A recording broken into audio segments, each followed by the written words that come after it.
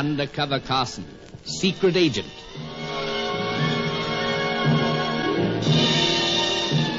Operation Deathray, an assignment in Rio.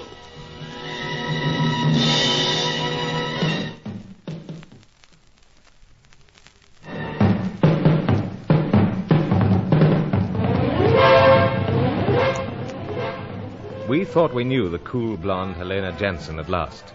Yet she was missing when Sir Giles and I returned with young Angelo to the Copacabana apartment.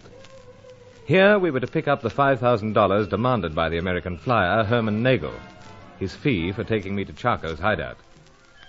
While we waited for the money to arrive and pondered on Helena's strange absence, I recalled a remark made by Roger Deauville as he lay dying.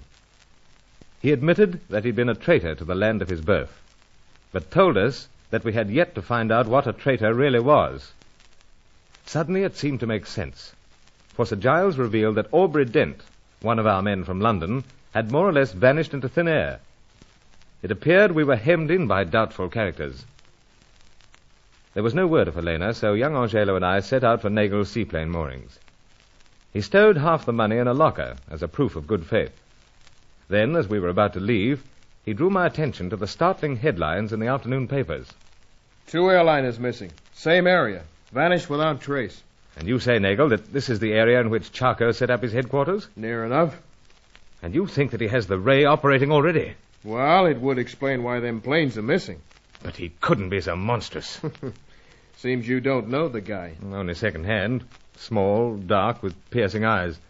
But of course you know him. Let's go, huh? What the blazes am I to make of you, Nagel? Like I have to remind you every time we meet up, Carson. I mind my business. And you mind yours, I know. Well, don't forget it.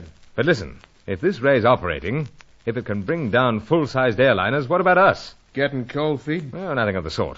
Merely anticipating trouble. Well, leave it to me. But you better do something about Man Friday. Young Angelo? Yep, got a touch of the tremble, see? Huh? Oh, great heavens, yes. Angelo! Senor, forgive me. A lot of characters get this way when the carnival's been going a few days. It's too much raw backwoods rum. Yeah, but he hasn't been taking part in the festivities. Yeah, he's got all his symptoms. Steady a moment, Nagel. Now, Angelo... Senor, I am not of a cowardly nature. I know that. Don't worry. But never before have I undertaken a journey in a ship of the air. A plane, you mean? Si, senor. In spite of myself, fear takes possession of me. Oh, nothing to worry about. Plane safe as a bank. Friend Nagel, superb pilot. Thanks, Carson. Yeah, but you are. The plane's a crate. If Man Friday's going to panic, then we leave him here. No, I accompany Senor Carson. All right, then, quit whining. We want to get the first long hop over by sundown. Now let's get aboard and start warming up the engines.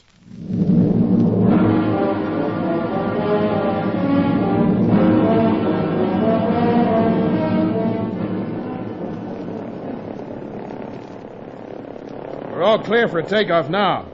Be a long run with the water so calm and the heavy load of petrol we got on board. Understood, Nagel. All set. How about little Man Friday? He's in the cabin. Strapped in? Naturally. Well, Carson, this could turn out to be a one-way trip for all of us, but here we go. Hold it a moment. Now listen, if you're going to change your mind... No. There's someone running down to the end of the jetty, waving. Huh? The dame. Helena Jansen. Maybe she wants to bid her brother a late farewell.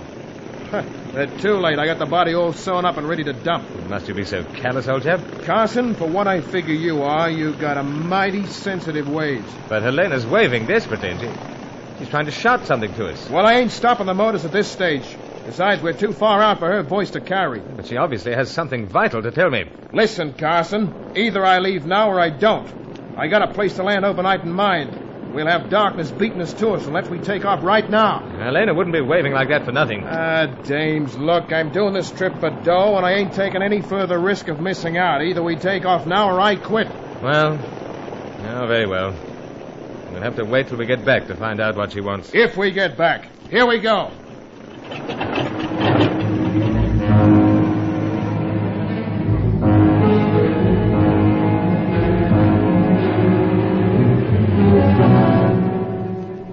Had Helena discovered that her brother's body was on board? Perhaps. Yet I formed the impression that she'd been trying to tell me something. It was frustrating and disturbing, and no doubt accounted for the perverse attitude I was to take to Nagel. His heavy silence nettled me. You know, Nagel, sooner or later we'll have to get down to brass tacks. I don't get you, Carson. Well, I'll put it bluntly. You've been working for Charco.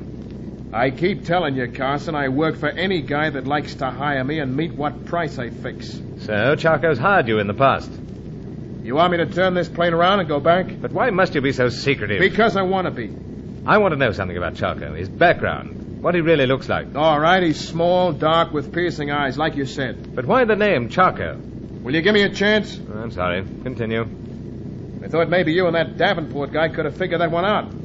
Don't Charco mean nothing to you?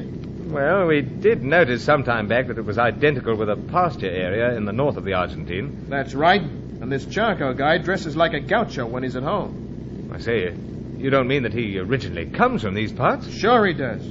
Originally a South American? Yep. Of course, that's what threw us.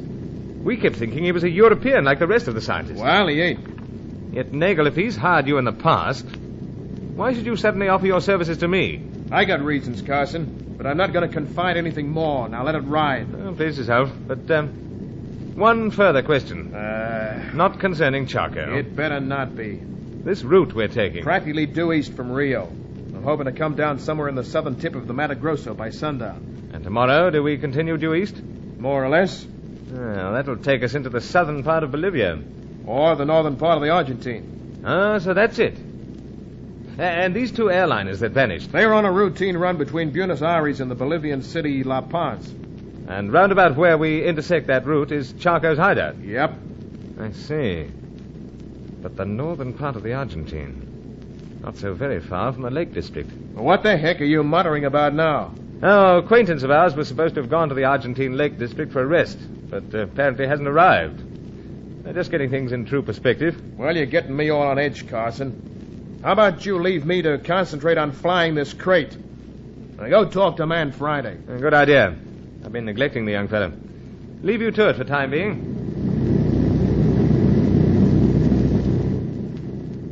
You feeling better now, old chap? I have a strange feeling in the stomach, senor. Ah, a touch of air sickness. You'll get over it. Even your illustrious uncle suffered from it. He did, senor? So, even the bravest men succumb. Oh, then I no longer feel so cowardly. As if you could be. So, don't be so glum. Senor, when I am alone and not engaged upon any task, I think again of the death of my uncle. We all miss him, old chap. But mustn't ponder too much on it. Yet my relatives and his former acquaintances are unable to understand. He suffered a blow on the head. Much more serious than at first we imagined. Indeed, but one and all they say that my uncle has survived greater blows in the past. True. He makes no protest against the coming of death.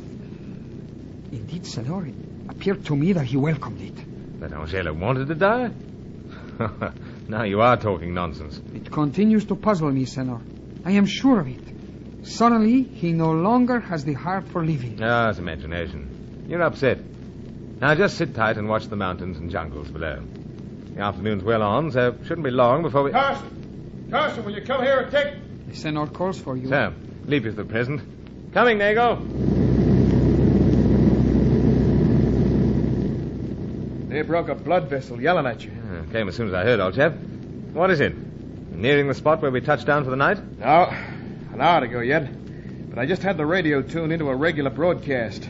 There's another airliner missing on the same route. Great Lucifer. 3 now. Yeah, too many for it to be a coincidence. And Charco must have the Deathray working. That's how I figure it. But why pick on innocent airliners? Maybe he's just experimenting. What a ghastly experiment. It wouldn't worry Charco, Bud. Yeah, but what about us, tomorrow? I got plans, Carson. We'll go mighty wary when we get into the danger zone. Right then, but the planes must be warned. Carson, if you started talking death rays, it'll be one of two things. The authorities would either scoff at the signal or they'll touch off a panic. We can't have that. Yet we can't have these planes flying to their doom. Don't worry. All traffic on the Buenos Aires-La Paz route has been recalled or grounded. Ah, I see. Oh, but you might have told me. I'm telling you now. Of course you are, old chap. I just called you to tell you. Understood. I'll get back into the cabin with young Angelo. And keep your ears open, Carson, because when I come down to land, I'm going to come down fast.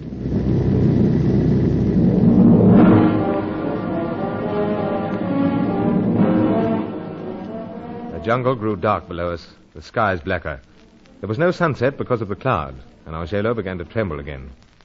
I thought myself that Nagel was cutting things a trifle fine, but he came down suddenly, as he promised, on what was either a lake or a still backwater. We taxied right up to the edge and drifted under a canopy of trees. Nagel warned me that the country here was noted for boa constrictors, not the friendliest of snakes. But we did go ashore, there to bury Roger Deauville. An unmarked grave. And so another person mysteriously vanished from the land of the living. We slept on board, then were airborne shortly after dawn. I'm strictly an amateur, Nagel, but I'd say we were getting very close to the heart of things by now. Why do you think I'm flying so low? Not to give us a close-up of the treetops and the valleys, I feel. You got a gift of rubbing me up the wrong way, Carson. Well, no offense meant, show you. But precisely why are we flying low? Because I want to creep up on his hideout, that's why. Oh, no, I follow. It's dangerous not knowing what air current might lurk in these valleys. Anything would lurk in them, I fear. Inaccessible country, this. Yeah. Only one way to get in and out, by seaplane or amphibian of some sort. I say, Nagel, there's something looming ahead. I know, the end of the valley. Yes, sir. Well, this time we got to rise up out of cover. Here we go. I must say, old chap, the plane responds wonderfully. Nothing to look at, Carson, but sound as they come. Anyhow, there's a sight for you. So, quite a panorama. And rugged. And tucked away there somewhere is Charco's hideout. And how close do you propose to go? Not too close. I'm bringing the plane down on the first stretch of water. You'll have to go the rest of the way by foot. What, in that jungle? It's the best I can do. Suffering cats! What is it? You got ears, ain't you? The engines, they've cut out. Both of them. It seems your crate's not so reliable after all. It ain't anything mechanical that's gone wrong, Bud. The reason why they've cut out is something else. Not the ray? I figure so, Carson. We've been picked up by the Deathray. So there it was. The wind screamed up as the plane with engine silent went into a dive. It seemed that less than 1,000 feet remained of my last journey in Operation Deathray.